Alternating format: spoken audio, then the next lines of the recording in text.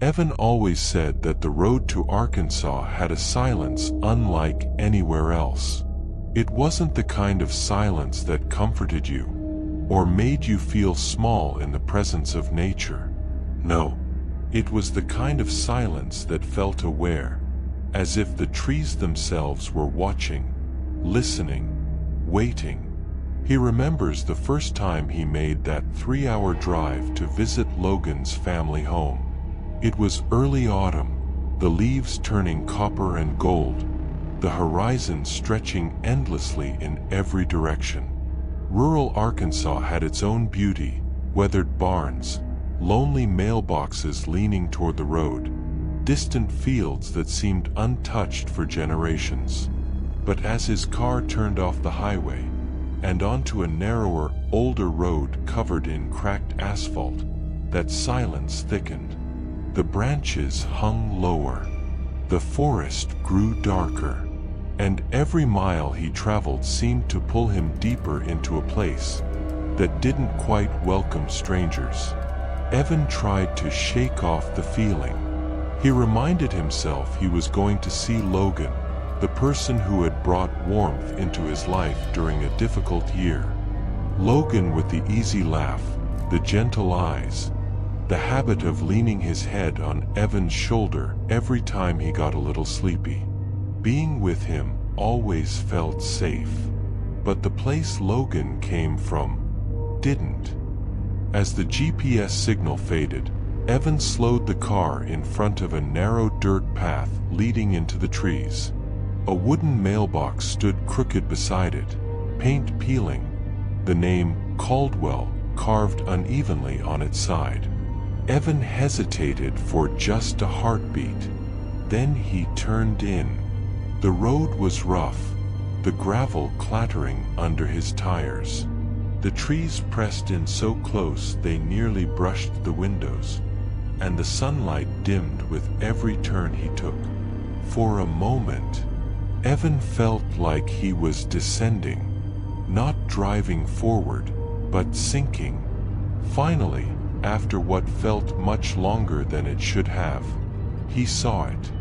Logan's house. A weathered wooden cabin, sitting alone in a small clearing surrounded by towering oak trees.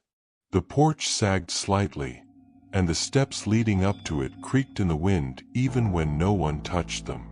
The paint had once been white, but now it was flaking away in long strips, revealing gray, aged wood beneath.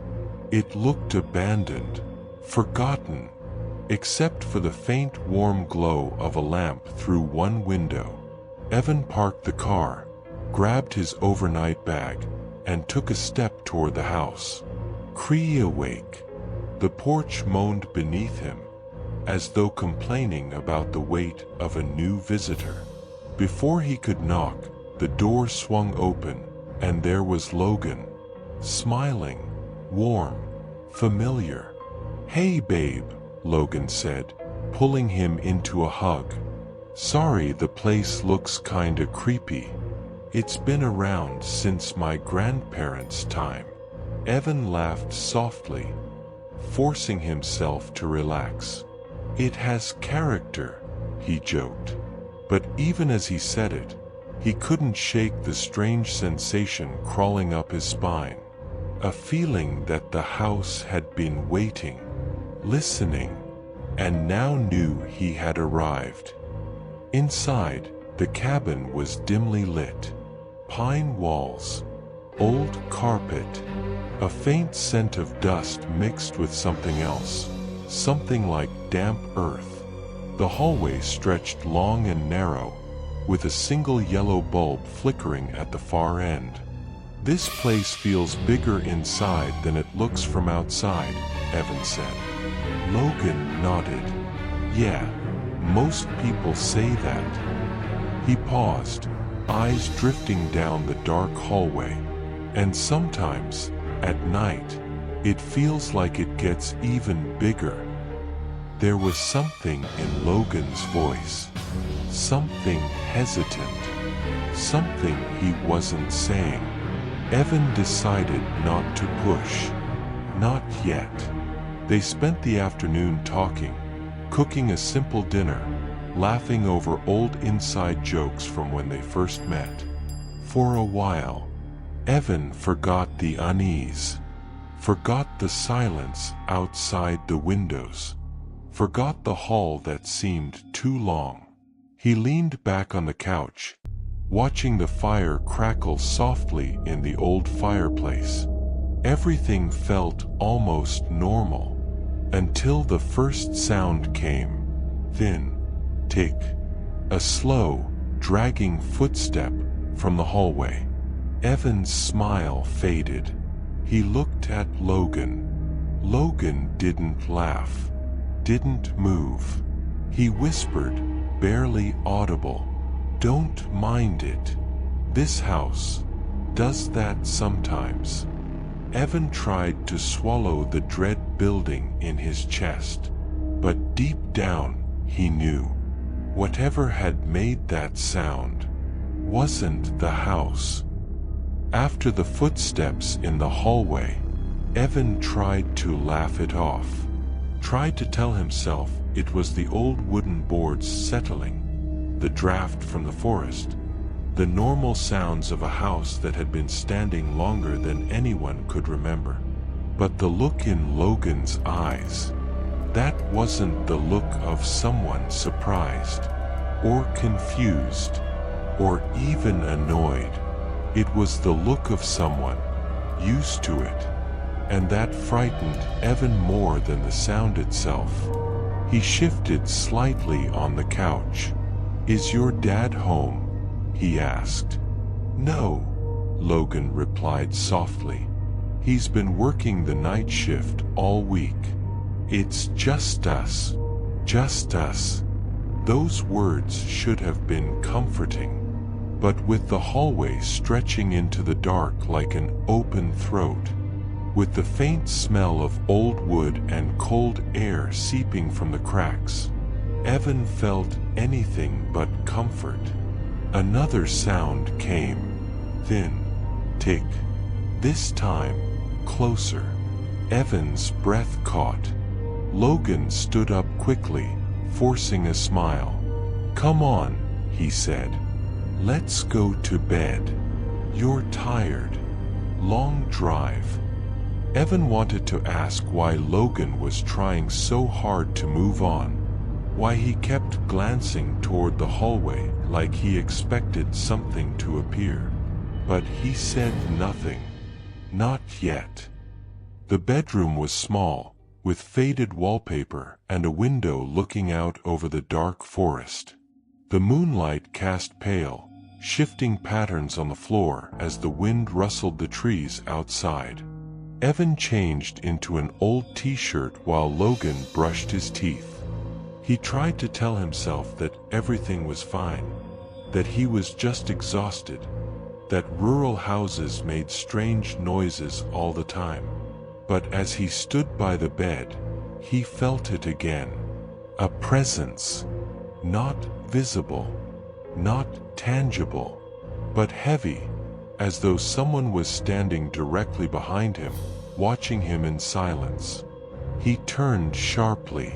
No one there. Just the hallway, yawning open like a black tunnel.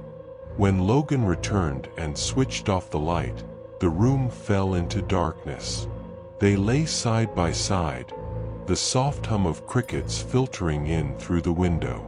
For a while, nothing happened. Minutes passed. Then an hour. Then, Cree awake. The hallway floorboards groaned, as though under the weight of slow, careful steps. Evan tensed. Logan's voice emerged barely above a whisper. "Just ignore it. Ignore it." Ignore what? Evan forced his breathing to remain steady. Creak, creak, creak. The steps moved. Closer, closer, closer, and then stopped. Right outside their bedroom door. Evan felt his skin tighten, every hair standing on end. He reached for Logan's hand under the blanket. Logan squeezed back.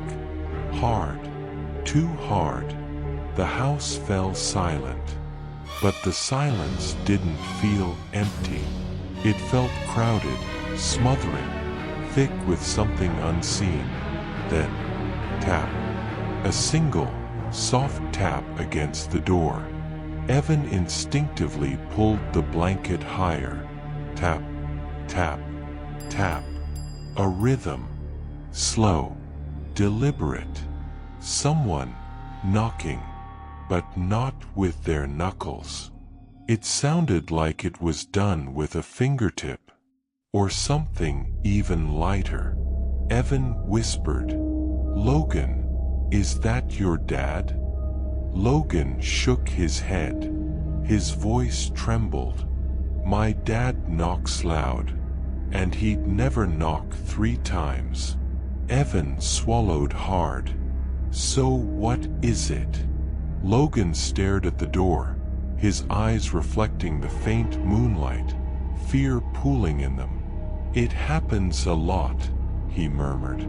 "Ever since I was a kid." Tap, tap.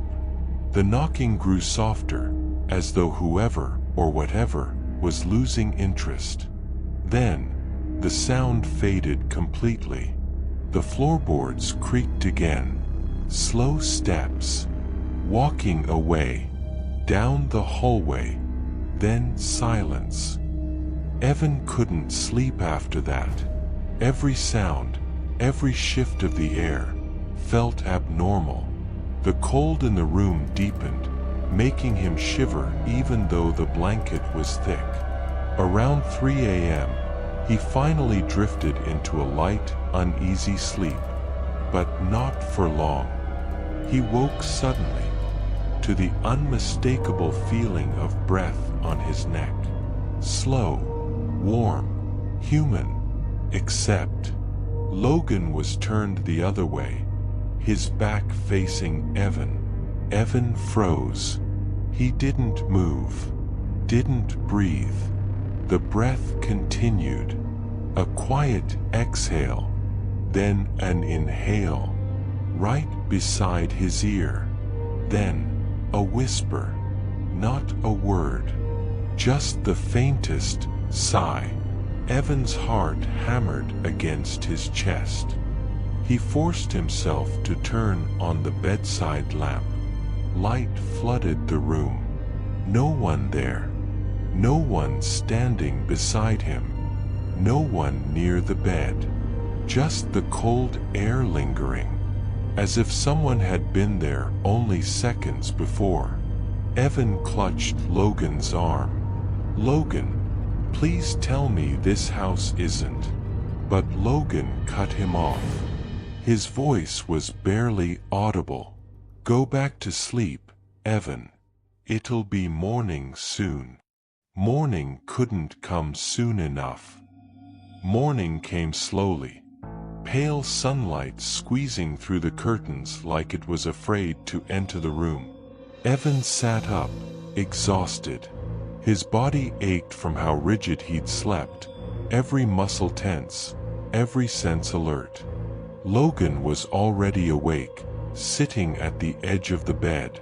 He wasn't looking at Evan. He wasn't looking anywhere. He was staring straight at the closed bedroom door. Evan rubbed his eyes. "Did you hear something?"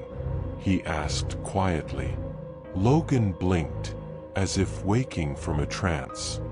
"No, I thought I did." Then he stood and forced a smile far too quickly. "Come on, breakfast." But Evan couldn't shake the feeling that Logan was hiding something. Not out of malice, but out of fear. The kind of fear you learn to live with, because you have no choice. The day passed mostly in silence. They cooked bacon in the tiny kitchen, walked briefly outside beneath the towering oaks, tried to keep things normal. Evan joked. Logan laughed. but both of them knew the truth. The house was listening. Whenever Evan stepped on certain floorboards, he swore he felt a vibration beneath his shoes. Whenever he passed the hallway, cold air brushed against his arm like fingers trying to get his attention. Once, he swore he heard the faint sound of breathing behind him. He spun around. No one. Eventually, evening crept back in. Too fast. Too quietly. As the sky grew dim, as the shadows lengthened across the floor, Evan felt the same dread he had felt the night before settle over him like a heavy blanket. Logan sensed it too. He didn't say a word, but Evan saw the way his shoulders stiffened when the last bit of sunlight disappeared. The way his eyes flicked toward the hallway every few minutes. Evan touched his hand gently. "Logan," he whispered, "tell me the truth. What's happening in this house?" Logan swallowed, and for a moment, Evan thought he might finally explain. "But not tonight," Logan said. "Let's just make it through one more night. One more night." The words sat heavily in the air. They returned to the bedroom early. Logan locked the door, something he hadn't done the night before. The wind outside rattled the old window frame. The entire house seemed to shift, settling into the weight of darkness. Evan lay awake, listening. At first, nothing. Then, creak, creak. Soft footsteps, moving slowly down the hallway. Evan froze. Logan's hand tightened around his. The steps were slow, deliberate, almost curious. Then they stopped, right outside their room. Evan's heart pounded. His ears strained. Silence. Then, a whisper. A voice so faint, so thin, it barely existed. "Logan." Evan's blood ran cold. The voice was muffled through the wooden door, but clear enough. It was calling for Logan, stretching his name into something slow, drawn out, shaking with emotion neither of them could place. "Laka Ayan." Logan sat up sharply, his breath catching in his throat. Evan grabbed his arm. "That's not your dad," Evan whispered. Logan shook his head. "No, that's not my dad."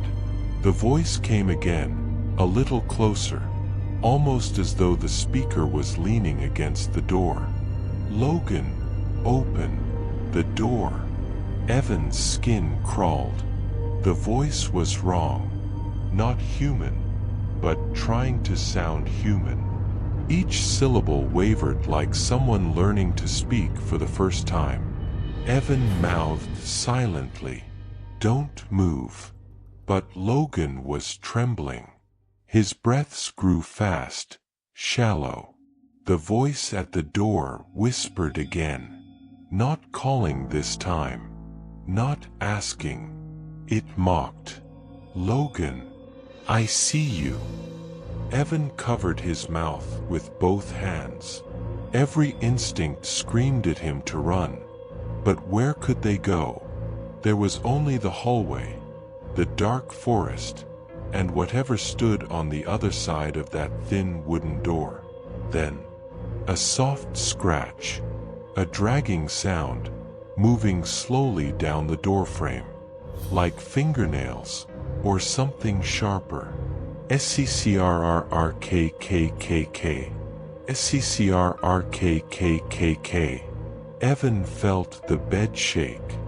Logan was shaking uncontrollably. Finally, the scratching stopped. Silence returned. Thick, heavy, suffocating. Then footsteps moved away.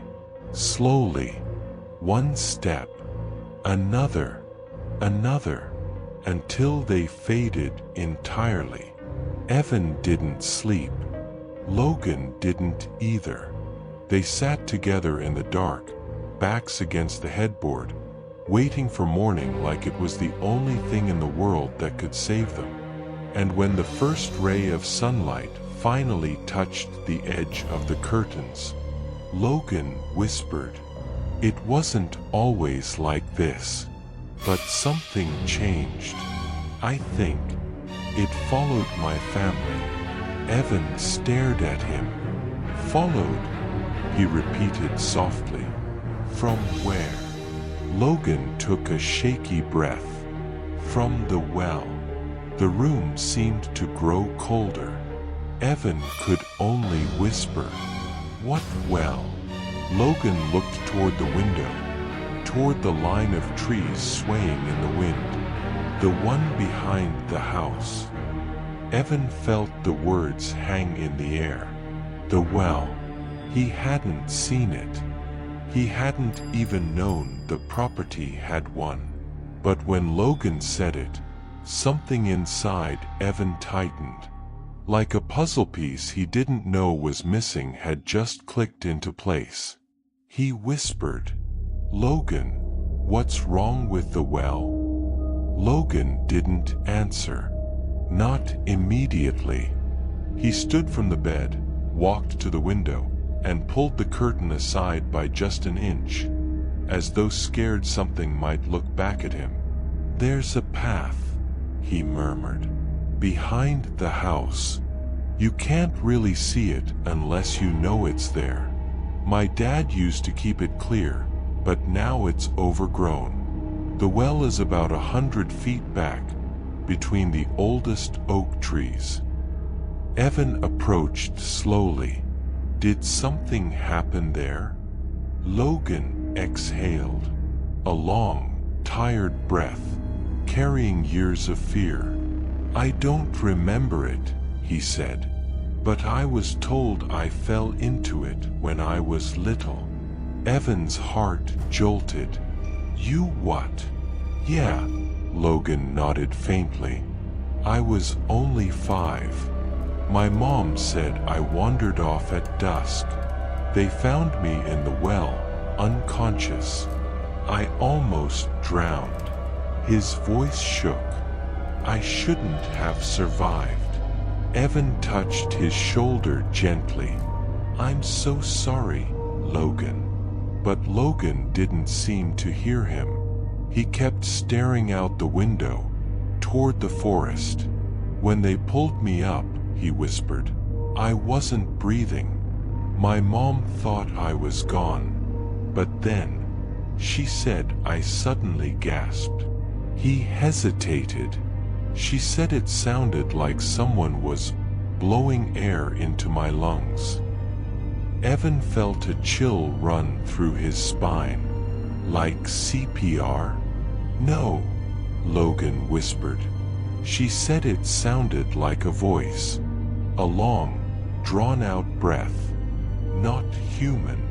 He swallowed hard. "And that night, I kept talking to something in my room. She said I kept pointing at the corners, saying, 'The well man is here.'" Evan's breath shook. "Logan." "I don't remember any of that," Logan continued, voice trembling. "But I do remember one thing. The first night after I woke up, something whispered my name from the hallway." Evan felt the room grow colder, heavier, exactly like last night. When daylight finally settled fully across the room, Evan and Logan went outside. Evan insisted. He needed to see the well for himself. The backyard was quiet, unnervingly quiet. Not even the usual chirping of birds. Just a faint rustle of leaves whispering overhead. They walked past the old shed, past the leaning fence, until they reached the line of trees. The forest seemed to swallow sound. Each step felt muffled, damp, heavy.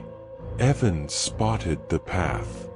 Barely a path, just a thin trail of trampled grass and disturbed soil, winding between oak trunks. Logan hesitated at its entrance. "We don't have to go," he whispered. Evan squeezed his hand. "We do. I need to know what's happening to you." They followed the narrow trail deeper into the trees. Light filtered down in thin, trembling beams. The air grew colder the further they walked, so cold Evan's breath began to fog. And then they saw it. The well. An old stone ring, half covered with moss, leaning slightly to one side as if sinking into the earth. A rotted wooden lid sat crooked over the opening, leaving a dark gap wide enough to swallow a face. The earth around it looked disturbed, as though someone or something had been standing there. Recently, Evan stepped forward. "Logan, I don't like this." Logan nodded slowly. "I haven't been back here in years. Ever since." He stopped, but Evan didn't need him to finish the sentence. "Ever since the whispering started." Evan approached the well. He could feel it before he touched it. A coldness radiating upward like breath rising from a throat far beneath the earth. He knelt beside it, peered into the darkness through the gap under the lid. Nothing. Just black. The kind of black that felt deep, bottomless, hungry. Logan's voice trembled behind him. "Don't get too close." But Evan didn't move. Something tugged at him, softly, like an invisible hand brushing the back of his mind. A faint sound rose up, barely audible. A whisper, not words, just a slow exhale. "Hi-ya." Logan grabbed Evan's arm, pulling him back violently. "Don't listen." Evan stumbled, heart pounding. "What was that?" he gasped. Logan shook his head. "I told you. Things started after the well. It's like something there noticed me." Evan stared at him. "Noticed you? Why you?" Logan didn't answer immediately. He looked down at his hands, at the faint scars on his wrist, old, small, almost invisible. "I wasn't the only one who fell," he whispered. "My mom told me there was another kid before me. 30 years ago. A boy from the next farm over." Evan's throat tightened. What happened to him? Logan looked at the well. They never found his body. Silence crushed the clearing. Evan felt something shift beneath the earth. A faint tremor, or maybe just his imagination. But then Logan said something that made Evan's blood run cold. "When I was little, before the whispering started, I used to tell my mom that the boy in the well wanted a friend." Evan felt the forest exhale around him. Slow, deep, hungry. Evan stared at Logan, the words settling in his chest with a weight he couldn't name. The boy in the well wanted a friend. He repeated it silently, again and again, until something inside him twisted. "Logan," Evan whispered, "you said you don't remember anything. But that sounds like more than a child's imagination." Logan wrapped his arms around himself. I know it does. But I swear, the only memories I still have are flashes, cold water, being pulled upward, and a voice whispering right next to my ear." He paused. It didn't sound angry. It sounded lonely. A chill passed down Evan's spine. "Whatever it was," he said, "it's not lonely anymore." Logan didn't answer. He didn't need to. The heavy silence around the well said enough. They returned to the house slowly. Neither of them spoke. The forest seemed to push them out, branches swaying like skeletal arms, shadows shifting, cold air brushing their necks. When the cabin came into view, Evan felt a strange dread settle in his stomach. Something about the house looked different in daylight.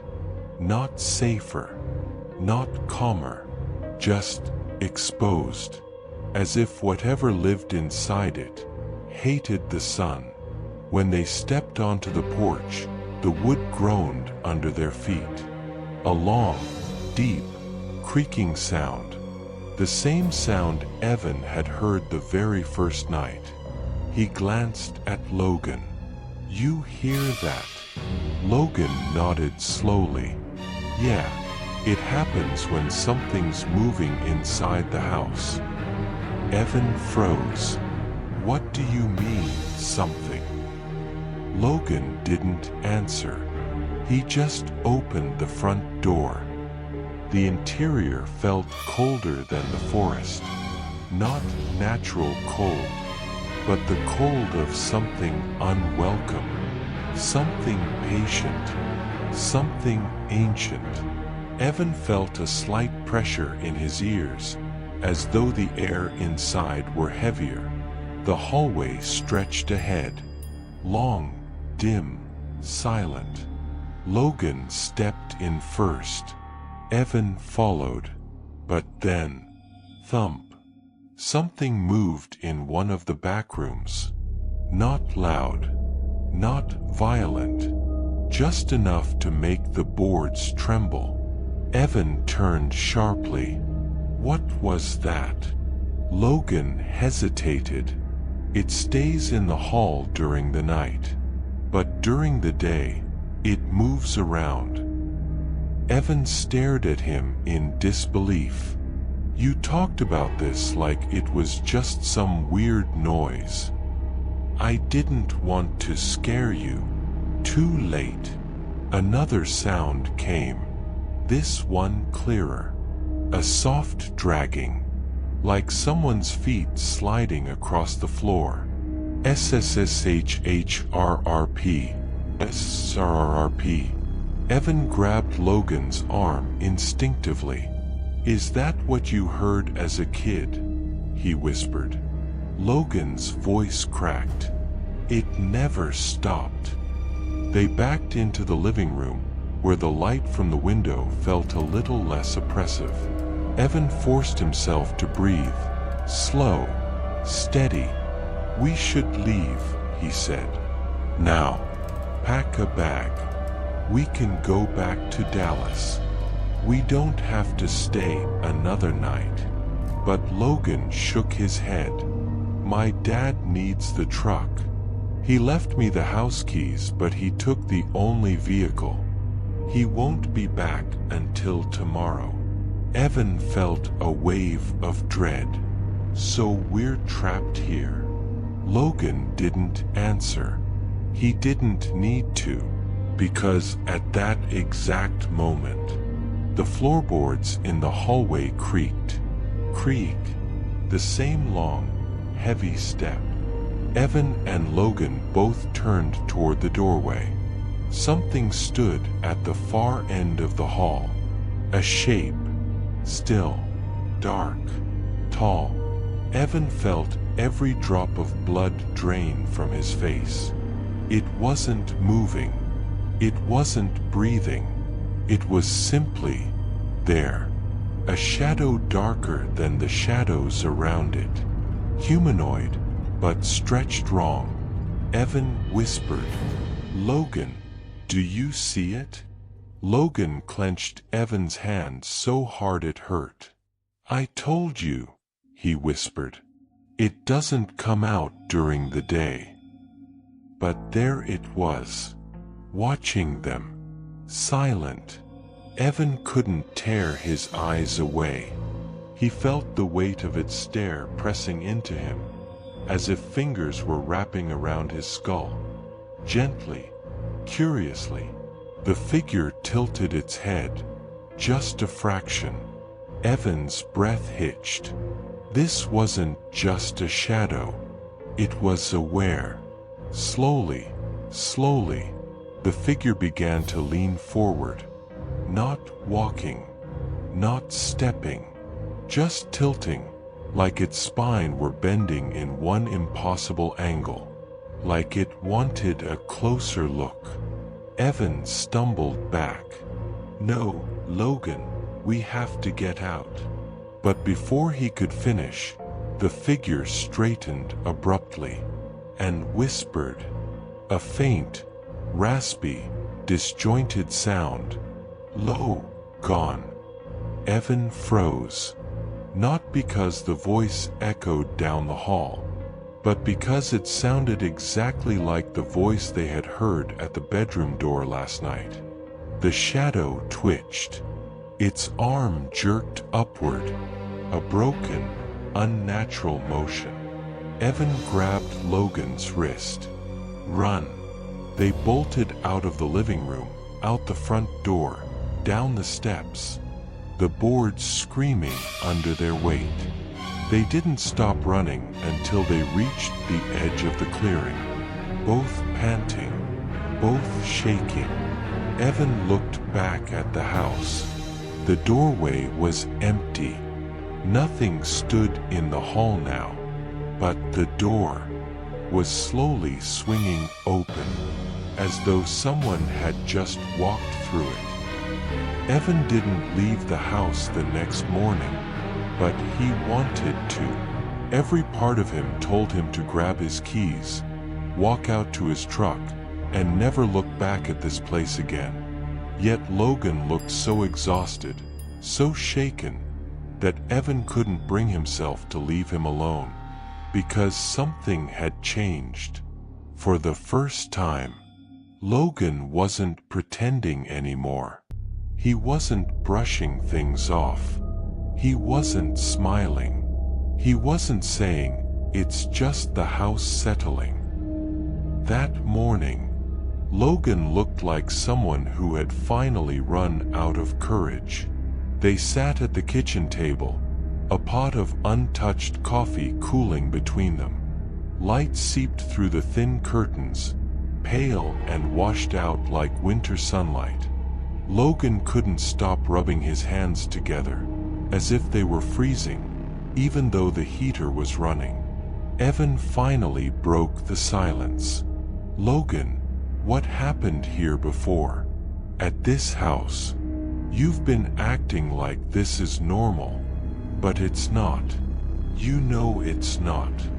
Logan didn't answer. Not at first. He stared at the wooden table, eyes unfocused, like he was watching something replay in his mind. His throat bobbed as he swallowed. Then he whispered, "There's something wrong in this house. There always has been." Evan felt a cold pressure in his chest. "Since when?" he asked. Logan hesitated. Then, "Since before I was born." Logan took a slow breath, the kind someone takes before ripping open an old wound. "My family has lived here for generations. This land, this house, it's been passed down. But when my uncle was a kid, that's when things got worse." Evan leaned forward. The house creaked softly above them, as if listening. "Uncle Mark used to sleep in the room at the end of the hallway," Logan continued. "The one where you saw, you know." Evan nodded, a chill sliding down his spine. One night, when he was 12, he woke up to someone standing over his bed. He thought it was his dad at first, because the figure was tall. But then he realized it wasn't breathing. Logan's voice dropped. It leaned down, real slow, and he said he saw a face. Except, it wasn't a face. Just skin, stretched smooth. Evan's heart hammered. He screamed, Logan whispered. He ran out of the room, woke up the whole house. My grandparents searched every corner, every room, every doorway. A pause. They found nothing. The kitchen seemed to grow colder. Evan rubbed his arms. And after that, he asked softly. Logan's eyes lifted, haunted. After that, Uncle Mark refused to sleep in that hallway ever again. He moved to the shed outside. But even then, sometimes he'd wake up and see someone standing at the window, watching him. A shiver crawled up Evan's back. He lasted 2 years, Logan said. Then he moved away, joined the army, never came back. He told my mom once that there was something here that followed him, but he wouldn't explain more. Evan exhaled slowly. So, the thing in this house, you think it's the same thing I saw? Logan closed his eyes. I don't think, Evan. I know. Evan sat back, running a hand through his hair. He felt the weight of the house pressing around them. The quiet too thick, too heavy. The old refrigerator hummed. A floorboard popped above their heads. Logan flinched. That told Evan more than anything else. He reached across the table, placing his hand over Logan's. Why didn't you leave? Evan asked. Logan gave a weak, almost bitter smile. You don't just leave a house that's been in your family for 100 years. My parents died when I was 19. I was too young to be on my own, and the house was all I had left of them. Evan squeezed his hand gently. But you're not alone now. Logan's breath trembled. I know. They sat in silence for a long moment. The wind rustled the trees outside, the branches brushing against the siding with soft scraping sounds, like fingernails. Then, faintly, from the second floor, there was a soft thud, followed by another, as if someone had taken a slow, heavy step. Logan's face drained of color. Evan whispered, "Is anyone else here?" Logan didn't answer, because they both knew the truth. Evan stood up slowly. "I'm not staying another night," he said gently. "And you shouldn't either. We can leave now. Pack a bag. Go to Dallas. You don't have to stay another day." Logan's eyes filled with fear, not of leaving, but of something else. "I tried leaving once," he murmured. Evan froze. "What do you mean?" Logan swallowed hard. "The night I tried to move out, it didn't want me to." Evan felt his stomach clench. What happened?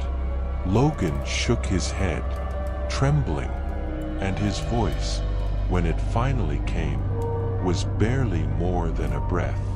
"It followed me, all the way to the road." Evan felt the back of his neck prickle, as if someone unseen had just brushed past him. "What do you mean, it followed you?" His voice came out lower than he intended, almost a whisper. Logan didn't look up. His fingers dug into the edge of the table, knuckles white. "It was last winter," he finally murmured. "There was a night I couldn't take it anymore. I'd been hearing footsteps every evening, always stopping outside my door. I felt watched, even when I showered, even when I slept. He paused, inhaling shakily. So I packed a suitcase. I planned to stay with my cousin in Little Rock for a while. I thought, if I just got out of the house, I could breathe again. Evan leaned forward, heart pounding. What happened? Logan blinked slowly, his eyes distant. I left around midnight. I didn't want the neighbors asking questions, and I didn't want to spend one more minute inside that house when it got dark. He paused, staring at a spot on the wall as if the memory were being projected there. The forest road leading from the house to the highway. You know how narrow it is. No lights, just trees on both sides. Evan nodded. He remembered driving that road. He remembered feeling like something was staring from the tree line. Logan's voice lowered. As I drove, I felt like someone was in the truck with me. Evan swallowed hard. Like, in the back seat? Logan shook his head. No. Closer. The room seemed to tighten around them. At first, I thought it was my nerves.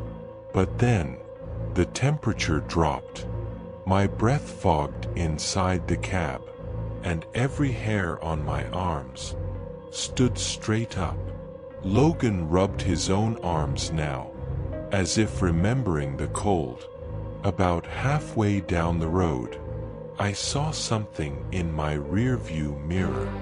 He hesitated. Evan whispered, "What did you see?"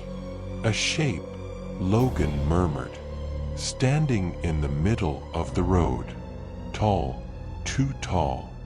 Just a long shadow stretching across the gravel." He closed his eyes, and it was getting closer. Evan felt his mouth go dry. "You mean walking?" Logan shook his head again. "No, it wasn't walking. It was just there. One blink, and it was suddenly closer. Like it was jumping forward without moving." A chill slid down Evan's spine like a block of ice. "I floored the gas," Logan said. "My hands were shaking so bad I almost ran off the road. But I didn't slow down. Not even when I heard." He stopped abruptly. Evan's pulse thudded. "Heard what?" Logan looked up finally, and there was real fear in his eyes. It was on the roof. Evan felt his heart skip. "What?" "I heard footsteps. Slow, crawling footsteps. Going from the back of the truck toward the windshield." Evan's breath hitched. And then, Logan whispered, voice cracking. A face pressed against the driver's side window. Evan's hands tightened on the table. A face. Logan nodded, his own face pale. Not a person's face. Not really. Just a smooth, pale surface. Like someone's skin pulled across a skull. No features. No eyes. No mouth.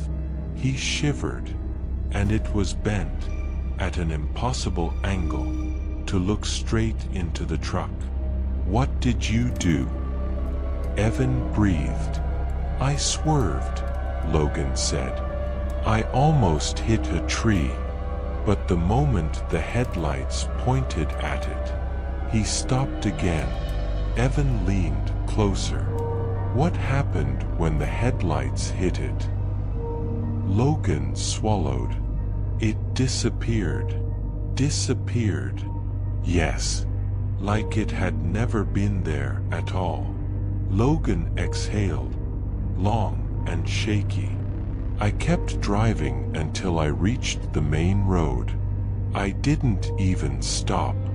I went straight to my cousin's house. Evan nodded slowly. And did it follow you there? Logan hesitated. His silence was answer enough. Logan, Evan said softly. Finally, Logan whispered. When I woke up the next morning, the suitcase I left behind at home was sitting on the porch of my cousin's house. Evan froze. No one knew you were leaving. No one, Logan whispered. I didn't tell a soul. I didn't call ahead. I just left. He rubbed his face with trembling hands. That's when I understood. Leaving wouldn't matter. Because whatever is in that house, a long pause, isn't trapped inside it. The house creaked then. A long, slow groan from the ceiling boards above them, as if something heavy had shifted its weight. Both men fell still. Evan's heart hammered against his ribs. Logan's eyes lifted, wide, frightened. Then, from upstairs, a second creak, followed by a soft, dragging step.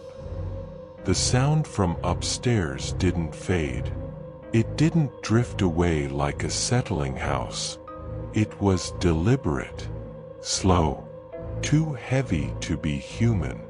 A dragging step, then silence, then another, slightly closer. Evan and Logan both sat frozen at the kitchen table, eyes locked on the ceiling. Evan whispered, "Is it in the hallway?" Logan didn't answer. His lips parted slightly, but no sound came out, because the truth was too obvious. Whatever had followed him down the road that night, whatever had pressed its faceless head against his truck window, was back inside the house, and it was standing directly above them. The heater kicked on suddenly, a sharp metallic clunk from the wall vents. Logan nearly jumped out of his chair. Evan reached across the table, gripping his arm. "We need to leave," he said, keeping his voice low.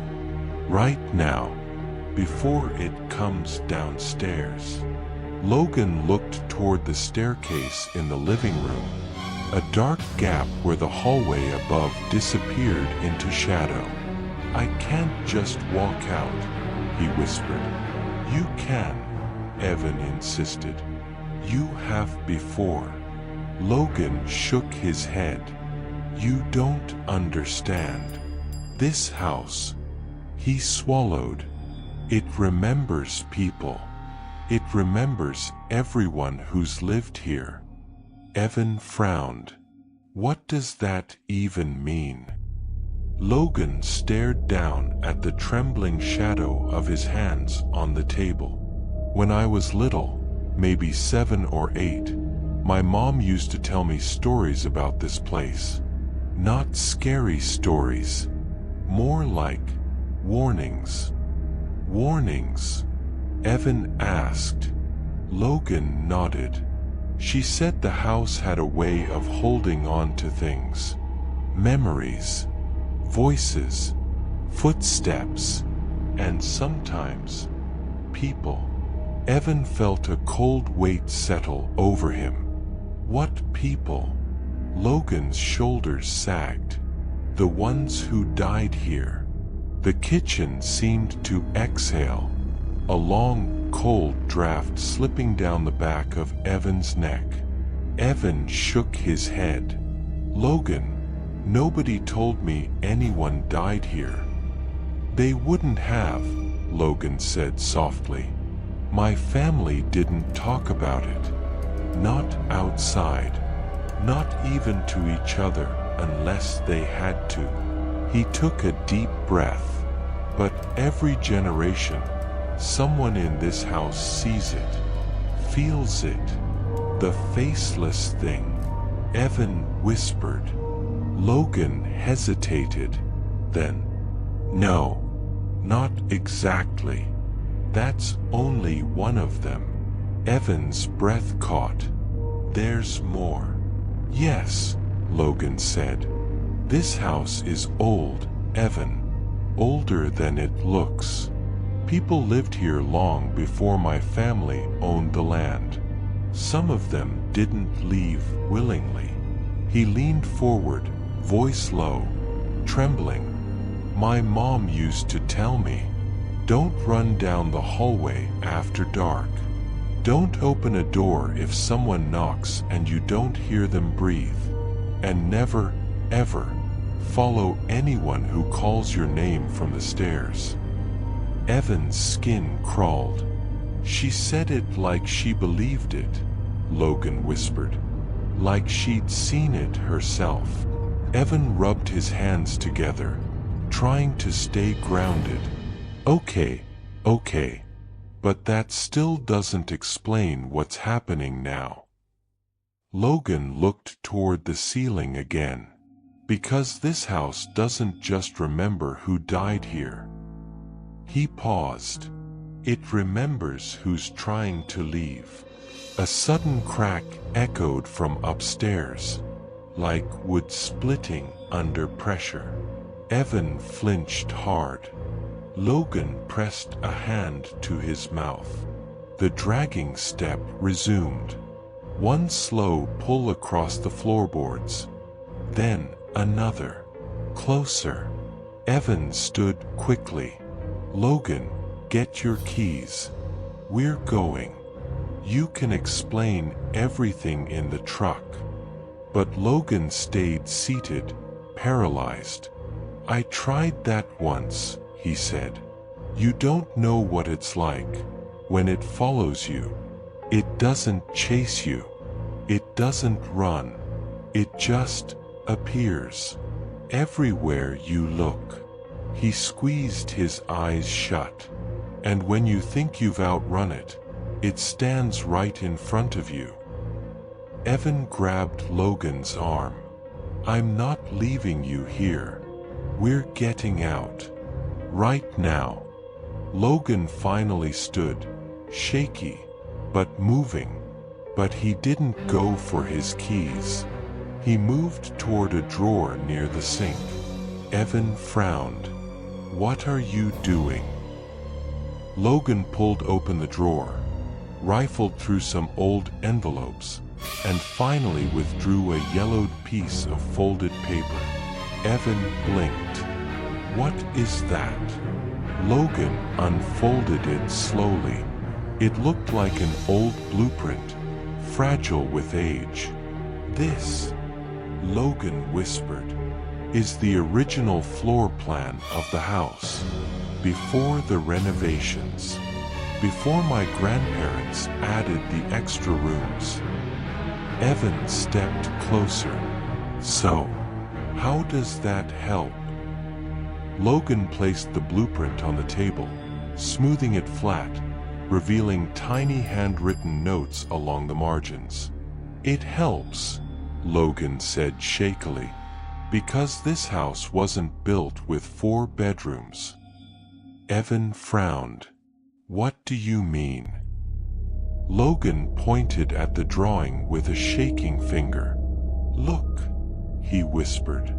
Evan read the floor plan carefully. The stairs, the hallway, the rooms. And then he realized something. The hallway upstairs? The one that stretched long and narrow before curving slightly to the right? According to the original blueprint, it's shorter, Evan breathed.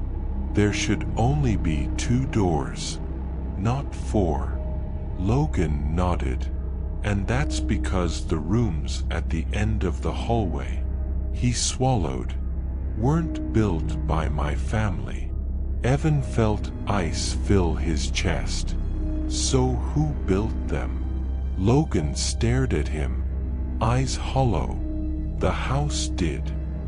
Evan stared at the blueprint, then at Logan, then back at the impossible layout sketched across the yellowed paper.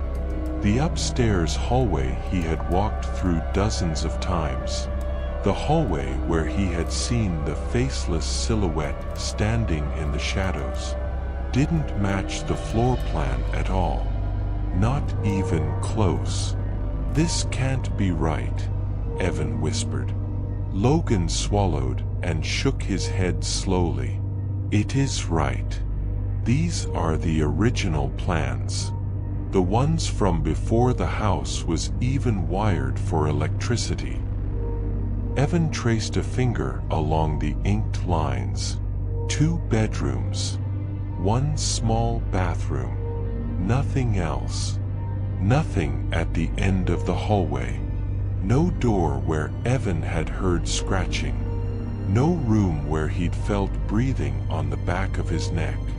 "So the rooms at the end weren't built by your grandparents?"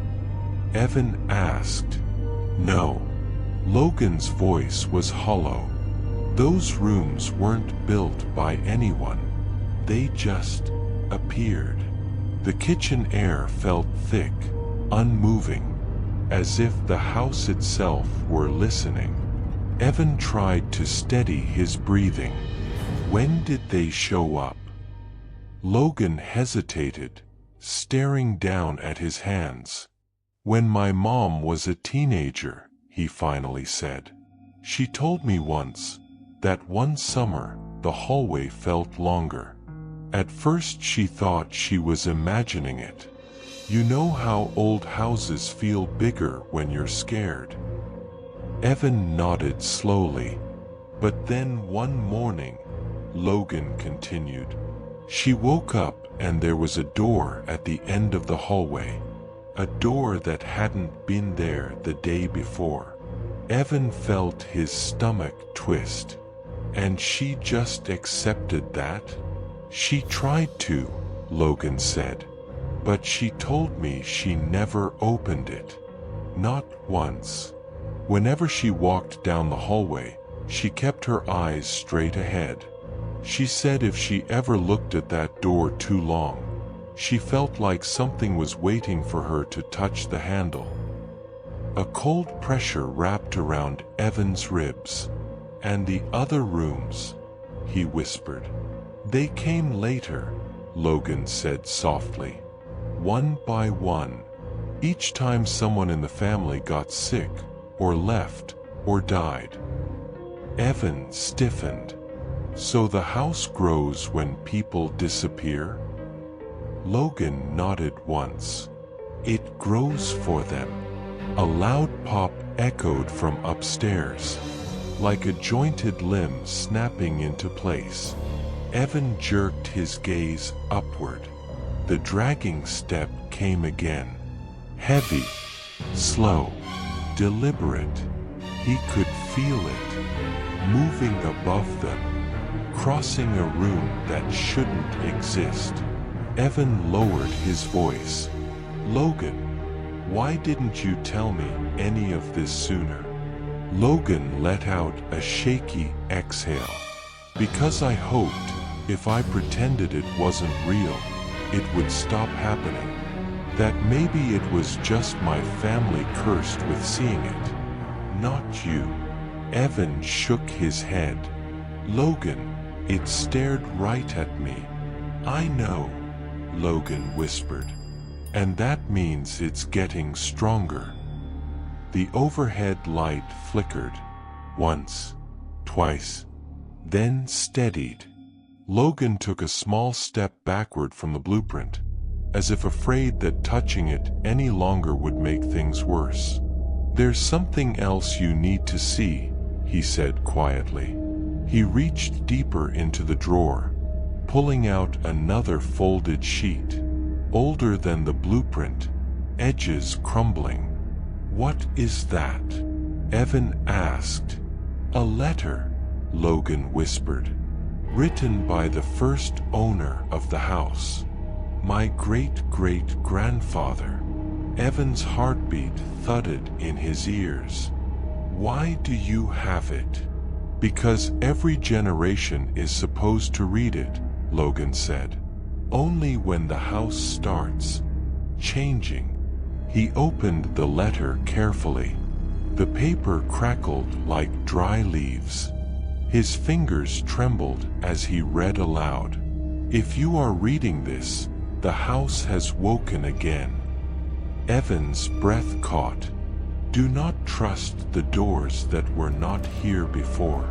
Do not follow the voices that call from empty rooms. Do not answer the ones that knock without breathing. Logan swallowed hard, continued, and if it grows while you sleep, do not go inside the new rooms. They are not for the living. Evan felt a cold wave roll through him. Logan, this isn't just haunting. This is something else. Logan nodded. My family always said the house was built on ground where something old used to stand. Something that wasn't human. The kitchen light dimmed, flickered again, steadied. Then, a soft knock sounded from upstairs. 3 slow taps. Evan stiffened instantly. Was that a door? He breathed. Logan looked like he might faint. That's the room at the end, he whispered. The one that was never supposed to be there. Another knock, slightly louder. Something moved across the ceiling, a long dragging sound, as if fingers were gliding along the floorboards above them. Evan clenched his fists. What does it want? He whispered. Logan looked at him, voice breaking. It wants us to go upstairs. Evan shook his head violently. No, absolutely not. We're leaving right now. Logan took a shaky step toward him. It won't let us leave. Yes, it will, Evan snapped. We just have to get to the truck. But Logan didn't move. He stared toward the dark doorway leading to the stairs, face draining of color. Evan. His voice was barely audible. Look. Evan turned, very slowly, and his blood turned ice, because at the top of the staircase, lit only by the faintest sliver of gray morning light, stood a tall, unmoving silhouette.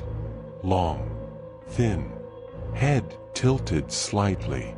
No face, just smooth, pale skin, staring straight down at them.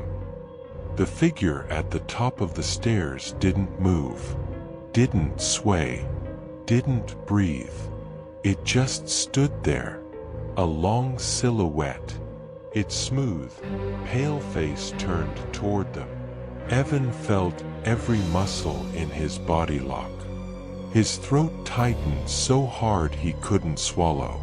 Logan, Evan whispered without looking away. Don't move. Logan didn't answer. He was trembling violently, eyes wide and glassy. A cold hush fell over the house. Even the heater, even the wind, seemed to hold its breath. The figure's head tilted a fraction more, just enough for bone, or whatever was beneath that stretched skin, to crack softly. Click. Evan's pulse thundered in his ears. The figure took a single step, not forward, but down. One impossibly slow, deliberate descent. Its long fingers curled around the banister, if those were even fingers. Thin and jointed like dried branches. Evan grabbed Logan's wrist. We run, he whispered. On 3. Logan's mouth barely moved. It doesn't want us to. We're not staying. The figure took another step. Click. Another. The air around them thickened, like the whole house was tightening, pulling, closing in. 1. Evan whispered. The figure reached the halfway point of the stairs. 2. The kitchen light flickered violently, shadows stretching, bending. The house groaned. The stairs creaked. The figure leaned forward. 3. Evan pulled Logan with all the force he had, dragging him toward the back door. Logan stumbled but followed, breathing fast, ragged. Behind them, the steps quickened, not running, not walking, sliding, like something dragging itself down the stairs without legs. The sound rattled the entire house. Evan slammed into the back door, yanking it open. Cold air blasting in from outside. "G.O.!" he shouted, shoving Logan through. Logan nearly fell onto the porch. Evan darted after him. But the moment he crossed the doorway, he felt something brush the back of his neck. Cold, hard, smooth. A fingertip. Evan whipped around. Nothing. Just darkness pooled at the base of the stairs. But he could feel it. Right there. Watching. They sprinted across the yard toward the truck. The forest around them seemed to press closer. Branches whispering like voices in a language neither could understand. Evan fumbled with the keys, hands shaking violently. "Hurry!" Logan gasped. "I'm trying." A sudden thud hit the porch. Both men froze. A shape stepped out of the house. No, not stepped. Unfolded, as if its limbs had been compressed inside the doorway. Longer now, stretching toward them. Pale skin glistening under the moonlight. Evan shoved Logan into the passenger seat. The engine roared to life. He slammed the truck into reverse. Gravel flying, tires spinning. The figure moved down the porch steps. But it didn't walk. It dropped. Straight down, like a puppet cut from its strings. Then, in one jerking motion, it twisted upright again, and turned its faceless head toward them. "Go!" Logan cried. Evan floored it. The truck fishtailed, then shot down the dirt path toward the forest road. Branches whipped the sides of the truck. Wind roared. The engine screamed. But behind them, Evan saw it. In the mirror, the figure, standing in the middle of the driveway. Still, perfectly still. But the trees around it bent, as though something massive were moving through them, keeping pace with the truck. Evan didn't slow down, didn't blink, didn't dare. Only when they reached the main road did he finally breathe again. Logan sobbed once, a sound of pure relief mixed with terror. Evan kept driving. Miles passed. Town lights appeared. Only then, did they pull over in a gas station parking lot. They sat in silence for a long time, both shaking, hearts pounding. Finally, Logan whispered, "Evan, look." His voice broke. Slowly, Evan turned. In the truck bed, lying neatly against the tailgate, was the same yellowed blueprint Logan had left on the kitchen table. Folded, perfect, waiting. Evan felt cold all over. How? He breathed. Logan shook his head weakly. It followed us, he whispered. But not the way you think. Evan swallowed hard. Then how? Logan stared into the dark beyond the gas station lights. Because the house isn't just a place, Evan. His voice trembled. It's attached to us. The wind blew across the empty highway. The night felt too still. Evan closed his eyes. He knew, then, with a certainty deep in his bones. They had left the house behind, but the house hadn't left them.